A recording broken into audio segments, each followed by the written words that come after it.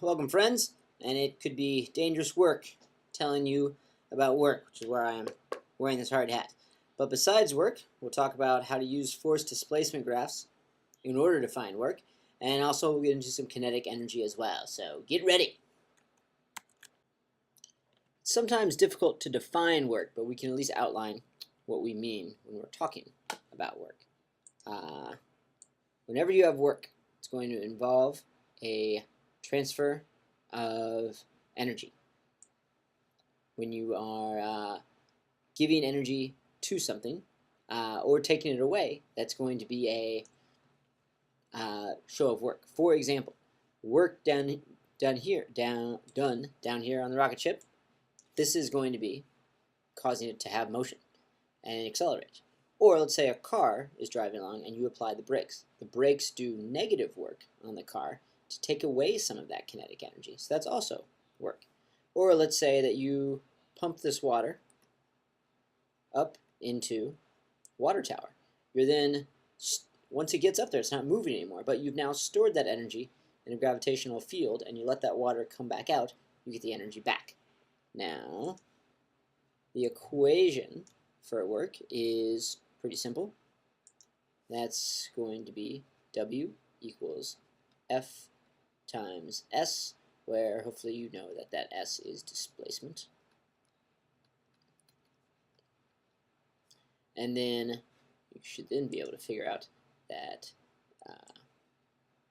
the units of joules, which is what we measure work in, can break down into a Newton meter, which is your force times displacement. And so this is now obvious that W is the symbol for work.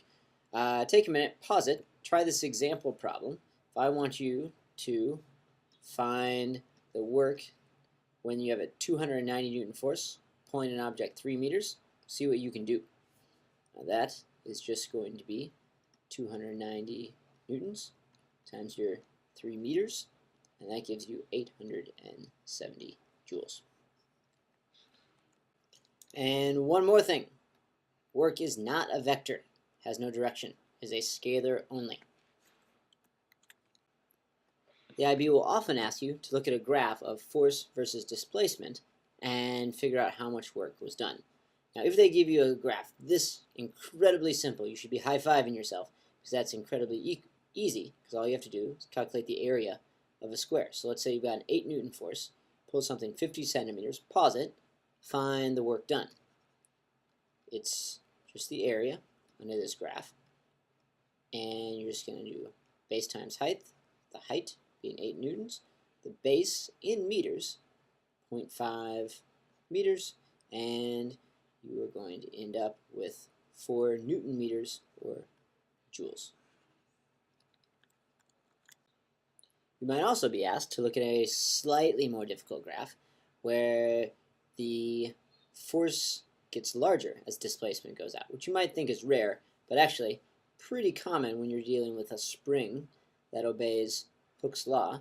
This looks like a spring graph where F might equal to K delta S, which is how far you've stretched the spring from its unstretched length, and K is the spring constant. You don't need to worry about that too much, although it does come up fairly often.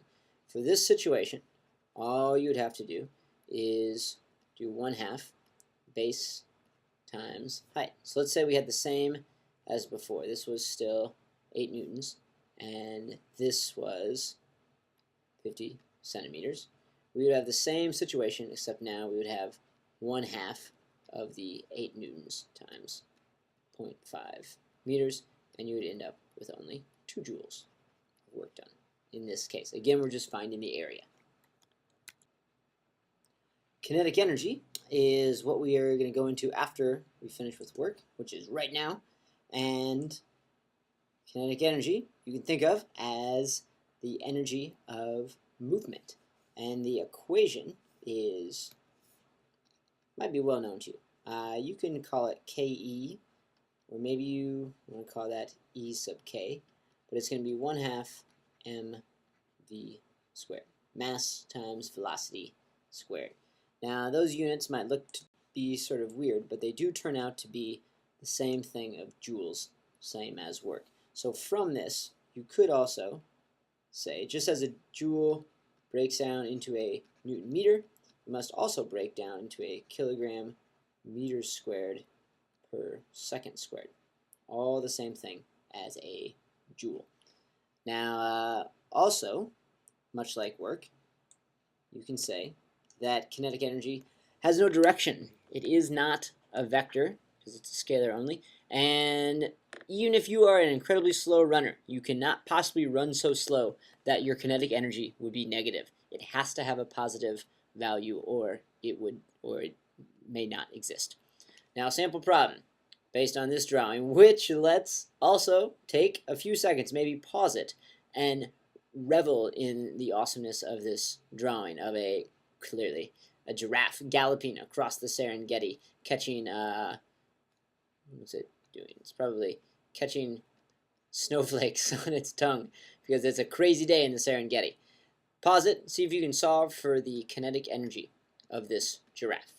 Hopefully you got 1/2 mv squared, and you did 1/2 times 810 times the 17 squared, and you are going to get about 120 kilojoules, or 120,000 joules.